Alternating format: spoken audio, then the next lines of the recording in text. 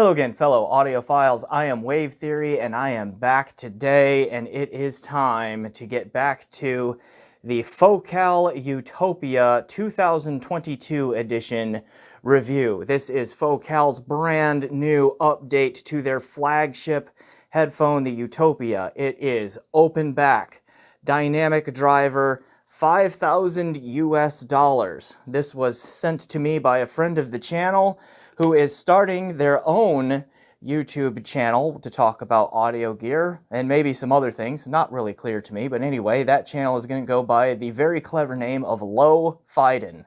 And I will put a link to that down below. So thanks to Low Fiden for sending this over to me for review. It will be going back to them, so I don't get to keep it. I also have no official affiliation with Focal, so all of the opinions that you're about to hear are mine and mine alone. There will be links in the description below where you can buy the new Utopia. One of those is likely to be from Apos Audio, and that will be an affiliate link. So if you choose to use that link, you can support this channel by buying using that link, and I will get a few dollars back. All right, so with that, we'll get into shameless self-promotion, and then we will get on with the review of the Utopia. Hey, thanks for watching this video. Please remember to hit that like button, and if you haven't, please subscribe. Also, I have a Patreon set up so that you can help support me on a monthly basis, and I've set up a PayPal donation so that you can help me out in that way too if a monthly subscription does not make sense for you. Links for all of that, including the benefits, in the description below. Please check those out. All right, on with the show. When Focal announced that they were updating and refreshing the Utopia, I was equal parts excited and nervous. And that was for one primary reason for each of those feelings. Number one, back in the fall of 2021, I had the privilege of reviewing this guy, the original Focal Utopia, and I really enjoyed it. So much so that I thought for my own preferences and to my own ear, this would be my flagship B headphone if I could have one and have two. The other one that I liked the best was the Hi-Fi Min Susvara, which I have one of those now, fortunately. And then this one to me was like right there behind it. Not quite as natural sounding, not quite as resolving, not quite as technically accurate or is it technically impressive as the Susvara, but very close. And it also brought a lot more physicality and dynamics to the sound that Focal is known for, which made it a really fun listen for certain kinds of music. So I really liked the original Utopia. And so it was with excitement, and I'm like, well, hopefully the update is good. Okay, that's fun. The nervous part was when I think back to what happened with Focal's Clear, which the original Clear was their $1,500-ish US open back headphone. They're lower in their line, and the original was really good. It had kind of a neutral, bright sound to it, lots of resolution, lots of dynamics, and all of that. If you're familiar with the Focal house sound, had all that. It was a really good headphone. The Clear MG, I thought, which was the successor to the Clear, the original Clear, had its strengths, but overall I thought was just it did not really follow in the path that the original Clear set for Focal at that price point. It was a bit of a misstep, in my opinion. So, it's like, well, what's going to happen here? We have a really good original again. We have an update. What does that mean? How's that going to work out? So we will jump into the review here and talk about my feelings on those questions here on this headphone. All right. Let's get into the basics of the build here of this 2022 Utopia, which I probably will just call the Newtopia because I think that is fun and easy to say. So the build aspects are pretty close to the original, okay? And in fact, I'll just hold them up here in front of the camera side by side again. So original 2022, you can see that the styling has changed a little bit. We have more of the, hexagonal honeycomb kind of grill pattern on this. we have the more like screen door kind of grille pattern on the original. I like the red accent behind the grille work here that shows up on the new. There is a red accent on the original behind there as well, but it just is not, you don't see it as well. And then also you can see how they changed the cable entry. It still uses the, I believe they call them a LEMO connector, which is like a locking 2-pin cable here on the headphone end. But we see here on the original that the headphone connector housing has its own like molded housing there, where here on the new one it is more built into the cup. Okay, so I mean, styling is just, of course, beauty is in the eyes of the beholder. So that's just to each their own on which they prefer. They're both sharp looking. Okay, they are both fine looking headphones that just exude that high-end, top-of-the-line level of quality. They feel good in the hand, and they look nice. They come across as being durable and all of that. I believe the ear pads are the same. Okay, if they are not the same, they are very close, because they both have the same kind of micro perf going on with them, or perforations going on everywhere. They are this nice soft leather. They are nice and cushy. They seem to have the same basic shape and all of that. Okay. Other than that, a lot of the build elements of the original Utopia made it into this one. Like this one still has an M-shaped beryllium, an M-shaped dome driver made of beryllium, and I believe uses Focal's formless voice coil, where instead of wrapping the wire, the cable of the voice coil, around a cylindrical form, something to help it hold that shape, they figured out how to do it without having an extra piece of material in there to wrap the wire around. So it's just a round coil there, basically suspended on its own, to reduce the amount of mass that has to vibrate back and forth to reproduce sound. Okay, the diameter of that dome is 40 millimeters, if I didn't say that yet.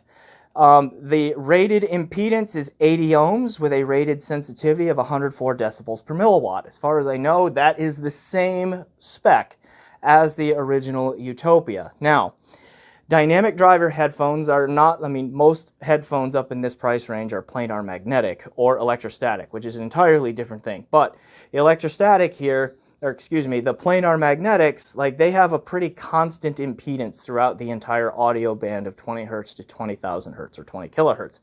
Dynamic drivers are a little bit different. They tend to increase in impedance around the resonant frequency of the driver. And the reason for that is that it's around the resonant frequency of the driver where the driver's motion is the most difficult to control. Right, and for most dynamic drivers, that happens somewhere in the 60 to 80 hertz range. So you start getting into some of the bass frequencies and the impedance goes up. And that is true of the Utopia driver as much as it is of any other dynamic driver. And so even though there's an 80 ohm rated impedance, I think that is likely measured somewhere around 1 kilohertz. And when you get down closer to 60 or 80 hertz, somewhere in that range, the impedance of at least the original, as was measured, spiked to around 300 ohms, getting close to 300 ohms anyway. I don't know that this one is any different. I haven't seen any measurement graphs of the impedance versus frequency of this yet, but I would hypothesize, I would venture to guess that it is very similar behavior in that way. All right. So then what did they change about this new Utopia? They updated the voice coil specifically. And my understanding is they changed the conductor material of the wire of the voice coil to what was, I think, some sort of hybrid conductor to OFC, or oxygen-free copper, that I think is as close to pure copper as they can get in here as far as I know. So they did that, one, to help with some durability issues. They reworked the voice coil and changed the material.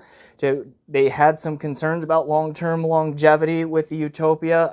I've heard whispers of a few of these failing, but not a ton. But it was enough that they thought that they needed to do a refresh, apparently.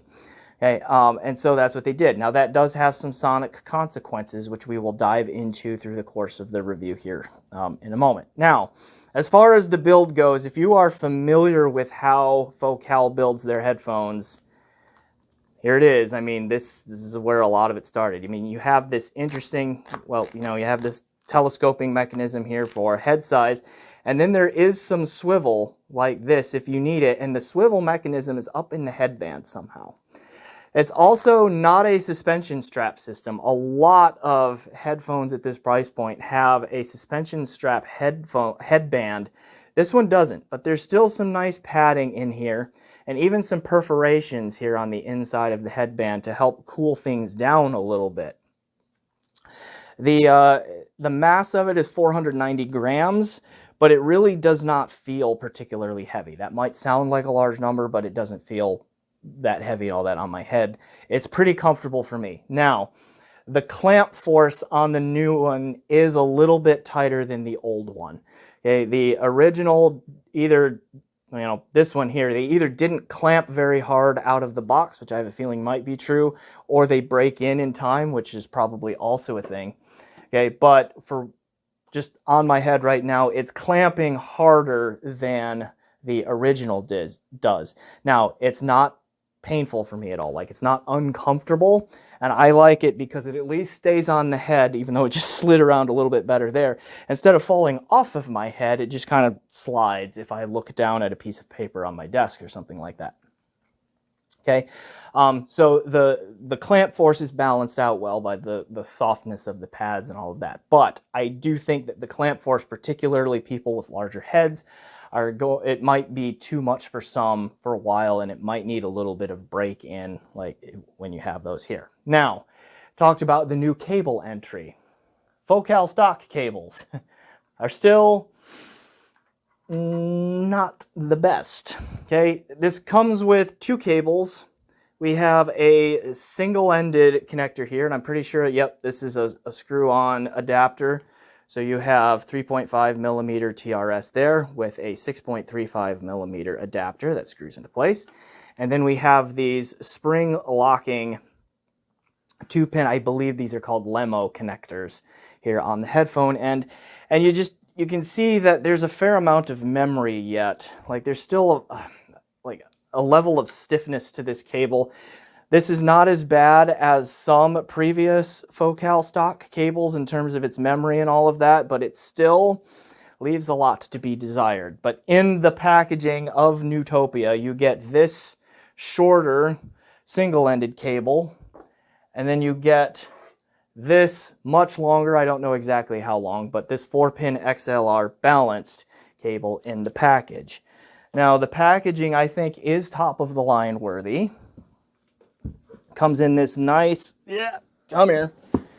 this nice leather box like this, or at least faux leather here. The top of it slides right off, and then inside of the box, we get a nice carrying case right here. So this is the kind of carrying case that is a bit of a hard shell case. Okay, bit of a hard shell case that is common with some of their cheaper models. Looks like this inside, so it's a nice thing to take with you on the go. All of that, I have always liked these cases that Focal provides. They are durable, they have this nice handle on them, okay, and they hold the headphone and the cables in there quite comfortably. The other part that's inside this box here is you get a box in the box, okay, with this kind of nice fold out thing in here, and this is where the stock cables and then of course the user manual and all of the good stuff, okay, is tucked away in here. It's a nice looking, well thought out package that exudes quality, and so as you open it up, you're like, yeah, this is a $5,000 headphone. Okay, nice little pride of ownership touch on the packaging, I think. And this packaging is an update from the original, at least. I think Focal may have introduced this option with the 2020 edition, which I believe is sonically the same as the original, in that they have that kind of package rather than no mobile carrying case in it that I just showed you. Like, that is new, or that is included with this one, and maybe the 2020 edition, but not the original. So I think that was a nice addition. All right, let's see. Do we need to talk about any other build things? No, probably not. Should we talk about sound? Yeah, let's talk about sound. All right, so test gear that I used this thing on, I threw a bunch of different amplifiers in particular at it. So for DACs, I used my Berkeley Alpha Series 2, which is fed via AES SPDIF by a Singer SU2 digital-to-digital converter, which is connected via USB to my desktop PC. I also use the Core Hugo 2, right, as a DAC there. Amplifiers, bunch of them. Vioelectric HPA V281, SPL Phonitor X, iFi Pro iCan Signature Edition. Let's see, what else is in there? I used the amplifier output of the Hugo 2 as well. And I have this in for review as well, and that is the LTA Z10E, which is a integrated amplifier that is a speaker amp, electrostatic energizer, and headphone amp all in one nice big case. Okay, and so that is a kind of high-end tube amp-ish sort of thing. I'm not exactly clear where the tubes are in there or what they are, but they're in there to try the Utopia as well as the original on. Okay, so that's the test gear. So sonically, if you were a fan of the Utopia, I think you're mostly the original Utopia. I think you're going to like the Utopia. It is still in every way that I think really truly matters. Like its essence, its character, its overall sonic profile and presentation is still very much Utopia. Like it is the basic sound of the original Utopia, which many know and love, with just a slight bit of change here and there, and some improvements. Okay, so one of the most noticeable changes to me is the overall sound signature, like from a frequency response standpoint. It has a little bit warmer tonality and tonal character to its frequency response than the original does. So there is a little bit more emphasis in the upper bass, lower mids. It just gives it that sense of warmth. The treble is also not quite as peaky. The treble is a little bit smoother than the original, and there's not nearly as much air, so way up high in the treble in the Utopia as there was in the original. There still is a slight bit of upper mid-range forwardness, but I think it is pulled back just a wee bit in comparison to the original as well. So overall, you get a frequency response signature that is mostly neutral, but tending towards a little bit of warmth and not having quite as much air as many of the competitors here at this price point. Okay, now, the other aspects of the Utopia sound in here that made many, including me, fall in love with it are still in here though. Like, it is an excellent sound stager. It does a very good job of positional effects like imaging and separation, and it is also particularly impressive in the depth of its soundstage, which was a trait that the original Utopia has, and that makes it in here too. So it still has the very focal-like staging of kind of creating this 360-degree bubble around your head. So I've described this before, where something like a Hi-Fi Man, okay, or a Meze, or like the Sennheiser HD 800 series, okay, things like that, they stage mostly out in front of you, and it's like sitting in the audience of a concert hall, right? So if you picture being at a symphonic performance, those brands tend to stage things and present them to you. Everything's up on the stage. They can sound huge, but it's still mostly out in front.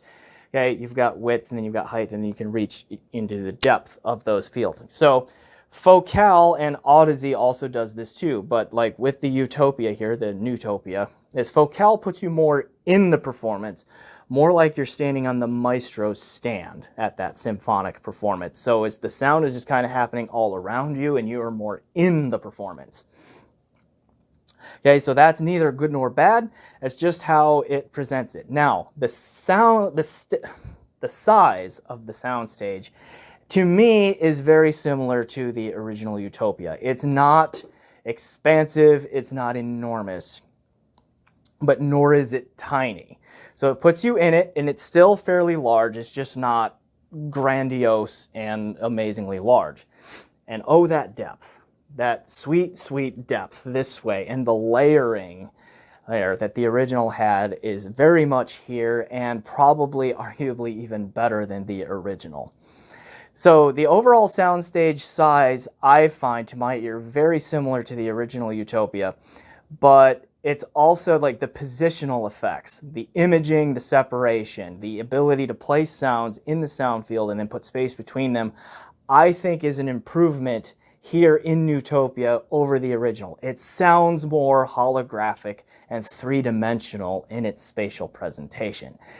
And the original was already very good at that, so taking another step forward there helps, is quite impressive. Now, the resolution is still excellent. Okay, pulling out a lot of subtle details like room reverbs, and if you're at a symphonic performance, audience noise, creaking chairs and all that, but even instrument sounds like the zizzy sound of bows being dragged across strings. It brings out quite well the higher frequency sounds of bass guitar. Like you can hear the finger action on bass guitars, and that comes through quite clearly here, and all of that. So resolution, excellent. Again, I don't think it's quite up to the level of Susvara, but it's also not far behind. Okay, if you the Focal physicality, Focal headphones are known for their impact, right? And this is there every bit as well. Bass is punchy and slammy. Snare drums are snappy and dynamic, and all of those things. Like that is very much here and part of the sound too. Now the bass extension is not amazing, but it's pretty decent. And the bass is also, like, it's not really particularly elevated. So it has a little bit warmer sound than the original, but it's not a bass forward headphone at all by any stretch either. But you still get lots of good bass detail, lots of bass texturing, and all of that, and lots of bass speed. It's very fast bass to go with it, while still having some healthy rumble when it needs to.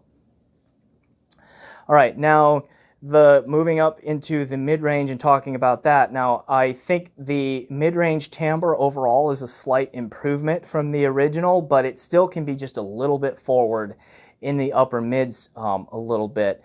Not bad. I didn't find it to be shouty or honky all that often. It was quite rare, but it's not never.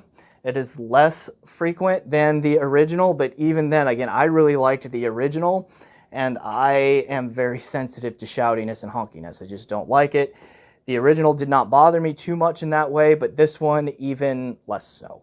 Okay, so there's that. And then the treble smooths out a bit on this one compared to the original too, where like cymbal crashes just sound a little bit less peaky, a little bit less harsh. There's a little bit less sibilance. Okay, and it just sounds a little bit more natural in its timbre and in its presentation up in the treble regions as well because of that. So, like, in comparison to the original anyway, what does it not do? So again, it doesn't have a ton of air. And what amazes me is, like, even though it doesn't have a ton of upper treble extension, it still does the positional stuff, the spatial stuff really well, and I came into this and the Dan Clark Audio Expanse was the same way, because that one was rather holographic as well, but also didn't have a ton of air. And so this one and the Expanse figured out how to do really good positional effects without the added air, or just with maybe a slightly rolled off air. So that is a little bit like my brain's not ready for that. So that took some adjusting to, but I did adjust to that pretty well.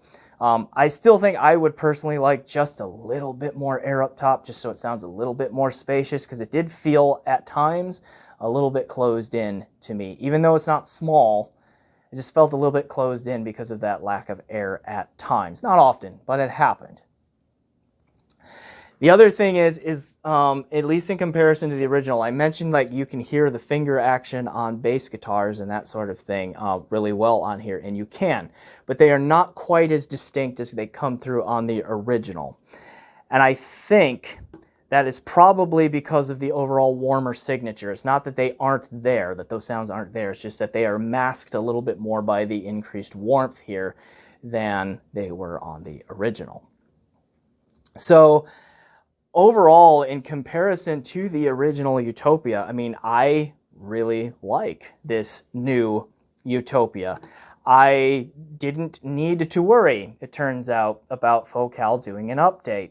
They missed it with the Clear MG, in my opinion, but I think they hit it on this one. They smoothed out the treble, so it's a little less peaky and a little less fatiguing, I think. And because of the less air, I think some people for sure are going to find it less fatiguing. And it's a little less sibilant, a little more natural. The mid-range timbre, again, the mid-range smoothed out a little bit. Not a ton, but just enough to be noticeable. And then it's just an overall slightly warmer signature. Similar staging to the original, but with more accurate imaging and separation, leading to an overall more holographic and more three-dimensional spatial presentation. So, good job, right? So, yeah, I really like it. But you're probably noticing what's the but coming in here. So let's talk about the drawback. The original Utopia is still really good. Like, it is still really good.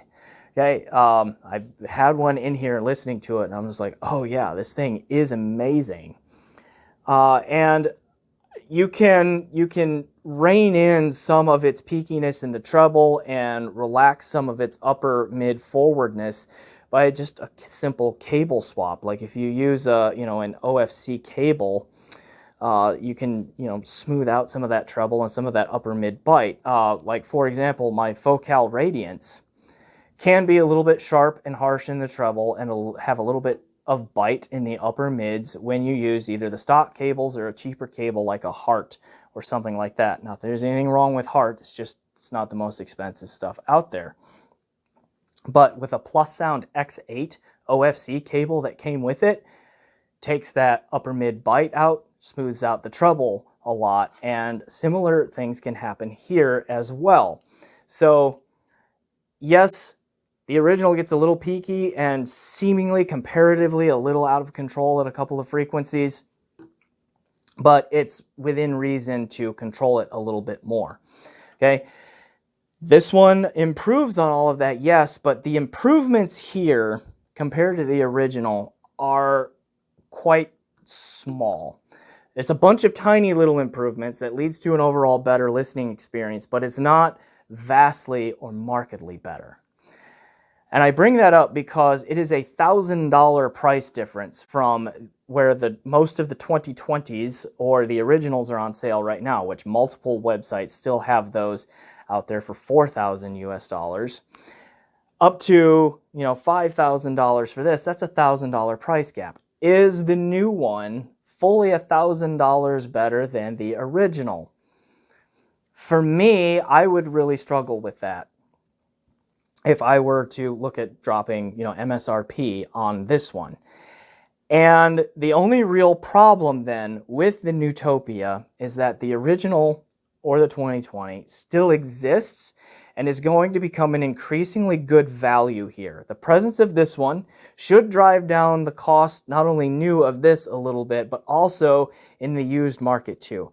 There's several of these going on sale here, at least in the United States, on the used market in the $2,200 to $2,500 range, which is, 50% less than this one. Is this $2,500 more of performance than this?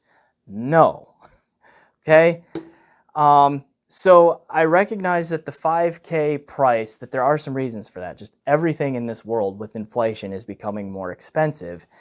And so the price increase probably is reflective of the added cost of materials, which leads to delays, which leads to longer development time, and just all of that stuff, right? It does make some sense. all of that. However, as an end user who's about to open your wallet or get your credit card out to make a decision between do you go with the original or do you go here, I think to my ears saying this is easily worth $1,000 more than this is tough. It's definitely not worth $2,000 to $2,500 more to my ear. Okay. Now, that may not be true for you or for everyone, because I know some people are very treble sensitive and are looking for a top-of-the-line level headphone that doesn't send daggers down their ears because they are too bright, all of that. This one, I think, might be a candidate for such people.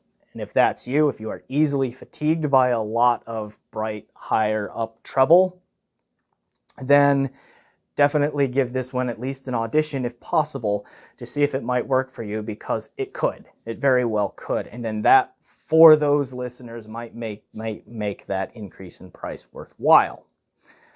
Okay, so all of that was kind of my summation of the Utopia in comparison to the old Utopia. I'm not going to go super in-depth of comparing the Utopia to some other flagships like the Susvara, or I have the HE1000 SE in still.